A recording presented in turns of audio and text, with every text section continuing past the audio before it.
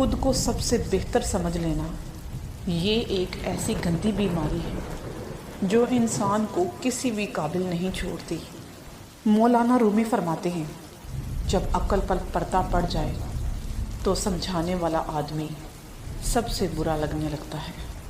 مولانا رومی کہتے ہیں، ہم ایسے منافق لوگ ہیں کہ کسی کی تکلیف کو اس کے گناہوں کی سزا سمجھتے ہیں اور خود پر آئی ہوئی تکلیف کو آزمائش۔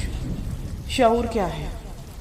شعور کا پہلا درجہ خاموش رہنے کی عادت، دوسرا درجہ بدتمیزی کا جواب نہ دینا، اور تیسرا درجہ بد اخلاق کا جواب اخلاق سے دینا ہے۔ مولانا رومی کہتے ہیں، جس شخص نے اپنے راز کو اپنے تک محدود رکھا وہ کامیابی کی منزل کو جلد پا لے گا۔ مولانا رومی کہتے ہیں، ہر وقت اپنا تن اور من صاف رکھا کرو، کیا خبر اپنے رب سے ملاقات ہو جائے۔ لوگ کیا کہیں گے؟ یہ ایسی گھٹیا سوچ ہے جو اللہ کا خوف نکال کر لوگوں کا خوف ذہن پر غالب کر دیتی ہے۔ امید زندگی میں مشکلات کا سامنا انسان کو مضبوط بناتا ہے۔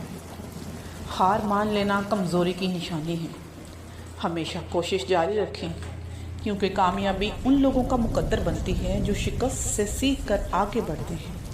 یاد رکھیں کہ ہر رات کے بعد ایک نیا دن طلوع ہوتا ہے، اس لیے امید کبھی نہ چھوڑیں۔ مخلص شخص ہر بار خاموشی اختیار کر لیتا ہے، اس لیے نہیں کہ وہ بزدل ہوتا ہے، بلکہ اس لیے کہ اس کا ضمیر اجازت نہیں دیتا کہ وہ اپنوں کو انہی کے لہجے میں جواب دے۔ رشتے اور راستے تب ختم ہونا شروع ہو جاتے ہیں جب پاؤں نہیں بلکہ دل تھک جاتے ہیں۔ پیٹھ پیچھے آپ کی بات چلے تو گھبرانا مت، کیونکہ بات انہی کی ہوتی ہے جن میں آخر کوئی نہ کوئی بات ہوتی ہے۔ کڑوا سچ۔